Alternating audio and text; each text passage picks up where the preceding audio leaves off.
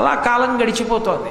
అలా కాలం గడిచిపోతూ ఉండగా ఒకనాడు జమదగ్ని మహర్షి తన భార్య అయినటువంటి రేణుకాదేవిని పిలిచి ఏదో అనుష్ఠానం చేసుకోవడానికి సరోవరానికి వెళ్ళి నీళ్లు తీసుకురమ్మన్నాడు. ఆవిడ పాత్ర పట్టుకుని నీళ్లు తీసుకురావడానికి వెళ్ళింది. అక్కడికి చిత్రరథుడు అనబడేటటువంటి గంధర్వుడు తన భార్యలతో వచ్చి మెడలో పూలదండలు వేసుకుని జలక్రీడలు ఆడుతున్నాడు. ఆ గంధర్వుడి యొక్క రూపాన్ని చూసి ఎంత బాగున్నాడో అన్న భావనతో ఆయన చేస్తున్న జలక్రీడల్ని తమకంతో చూసింది రేణుకాదేవి. ఆ చూస్తూ ఉండిపోవడంలో ఆలస్యం అయిపోయింది. భర్తకి నీటి పాత్ర తీసుకెళ్ళడం భయపడుతూ గబగబా తీసుకెళ్ళింది. భార్యని చూస్తూనే గుర్తించాడు జమదగ్ని, నువ్వు మానసిక వ్యభిచారం చేశావు, భార్యాస్థానంలో ఉండడానికి యోగ్యురాలివి కావు అని 5 కొడుకుల్ని వరుసగా పెద్ద కొడుకు అయినటువంటి వాడి దగ్గర నుంచి రుమణ్వంతుడి దగ్గర నుంచి ఒక్కొక్కరిని పిలిచి మీ అమ్మని చంపేసేయండి అన్నాడు. అంటే పెద్ద కొడుకు రుమణ్వంతుడు అన్నాడు, నాకు జన్మనిచ్చినటువంటి తల్లి పరదేవతా స్వరూపం, ఆవిడ్ని నేను చంపడం ఏమిటి, చంపనన్నాడు. 2వ కొడుకుని పిలిచాడు సుషేణుడు, అమ్మని చంపన్నాడు, నేను చంపనన్నాడు. 3వ కొడుకు వసువుని పిలిచాడు, నేను చంపనన్నాడు. 4వ కొడుకు విశ్వావసువుని పిలిచాడు, నేను చంపనన్నాడు. మీరు నలుగురు నా మాట వినలేదు కాబట్టి ఈ అరణ్యంలో చెట్లు మృగములైపోండి అన్నాడు.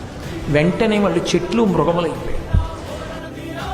5వ వాడైనటువంటి భార్గవరాముణ్ణి పిలిచాడు, పిలిచి మీ తల్లిని సంహరించు అన్నాడు. వెంటనే కత్తి తీసి తల నరికేశాడు తల్లి.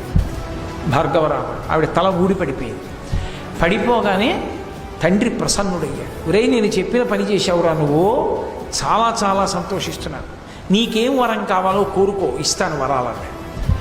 మా అమ్మ తిరిగి బ్రతకాలి, అది నా మొదటి కోరిక, బ్రతికిస్తున్నాను మీ అమ్మనన్నాడు. నా అన్నలు మళ్ళీ చైతన్యం పొంది మనుష్య స్వరూపాలు పొందాలి అన్నాడు. మళ్ళీ వాళ్ళందరూ మనుష్య స్వరూపాలు పొందారు, నాకు చిరంజీవిత్వం కావాలన్నాడు, ఇస్తున్నాను. అందుకు పరశురాముడు చిరంజీవి అయ్యాడు. జమదగ్ని మహర్షి యొక్క వరం. ఆయన చంపాడు అంటే పరశురాముడు ఆయనకి తన తండ్రి అయిన జమదగ్ని మహర్షి యొక్క శక్తి తెలుసు. అమ్మ అలా ఉండిపోతే మానసిక వ్యభిచారం చేసింది కాబట్టి భార్యాస్థానంలో ఉండకూడదు, చచ్చిపోతే మళ్ళీ బతికిస్తే ఆ దోషం అక్కడతో పోయింది కాబట్టి మళ్ళీ భార్యాస్థానంలో ఉండొచ్చు, అందుకు చంపమన్నాడు. ఆ తండ్రి అంత శక్తివంతుడని తెలుసుకున్నవాడు కాబట్టి పరశురాముడు చంపాడు. సామాన్యమైనటువంటి వాళ్ళకి నిజంగా తండ్రి అంత శక్తివంతుడే అయినా తల్లిని అన్నల్ని చంపకూడదు. నాకు మా నాన్నగారు మళ్ళీ బతికిస్తారనుకుని చంపేశానండి, పరశురాముడు చంపలేదా అని అనడానికి వీలు లేదు. ఎందుకంటే పరశురాముడి యందు శివకేశవుల యొక్క ఆవేశం ఉన్నది ఆయనకి తెలుసు కాబట్టి చంపాడు. మనకు అలాంటి ఆవేశాలు ఉండవు, లేనిపోని కొత్త ఆవేశాలు మనకు ఉండకూడదు. పరశురాముడి జీవితం అనేకమైన మలుపులు తిరిగిపోయింది. జమదగ్ని మహర్షి ఆశ్రమంలో ఉన్నాడు. పరశురాముడు దర్భలు తీసుకురావడానికి పళ్ళు తీసుకురావడానికి అరణ్యంలోకి వెళ్ళాడు. పరశురాముడు అరణ్యంలో ఉన్నాడు, జమదగ్ని మహర్షి ఆశ్రమంలో ఉన్నాడు. రేణుకాదేవి పక్కనుంది. ఉండగా కార్తవీర్యార్జునుడు అరణ్యానికి వచ్చాడు. ఆయన నదీ తీరంలో కింది భాగంలో తన భార్యలతో కలిసి జలక్రీడలు ఆడుతున్నాడు. అదే సమయానికి ప్రదోష వేళలో ఎందుకో రావణాసురుడు పుష్పక విమానంలో వెళ్ళిపోతున్నాడు. ఆయన నది ఒడ్డున దిగి స్నానం చేసి సంధ్యావందనం చేసుకుని సైకతలింగం చేసి దానికి ఆరాధన చేస్తున్నాడు. వీళ్ళకో పిచ్చి కోరిక పుట్టింది కార్తవీర్యార్జునుడి భార్యలకి, నీకు 1000 చేతులు ఉన్నాయి కదా, నదీ ప్రవాహాన్నంతటినీ ఆపేయగలవా 1000 చేతులతో అని అడిగారు. అది పెద్ద విషయమా అని 1000 చేతులు అడ్డుపెట్టాడు. అడ్డు పెడితే ప్రవాహం వెనక్కి వెళ్ళింది.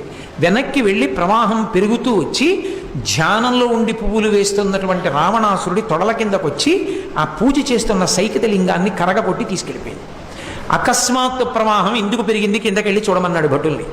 కార్తవీర్యార్జునుడు భార్యలతో జలక్రీడలు ఆడుతున్నాడని చెప్పారు. ఆ కార్తవీర్యార్జునుడు 1000 చేతులు నరికేస్తానని యుద్ధానికి వెళ్ళాడు. అయితే ఆయన చూసి వీడెవడరా 10 తలల పురుగు యుద్ధానికి వచ్చింది, నా మీదకని యుద్ధం చేయలేదు, ఇలా పట్టుకున్నాడు.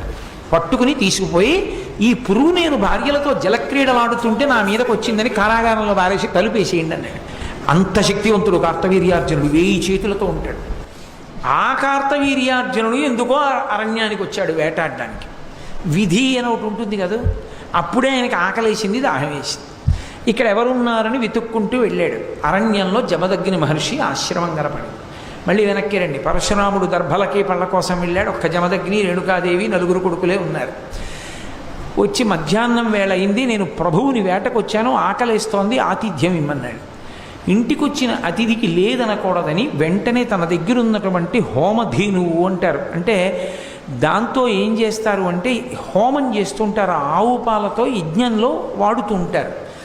ఆ కామధేనువుని పిలిచి కార్తవీర్యార్జునుడి సైన్యానికి, కార్తవీర్యార్జునుడికి వాళ్ళకి ఇష్టమైన పదార్థాలేవో అవన్నీ రాసులుగా ఇమ్మన్నాడు జమదగ్గిరి.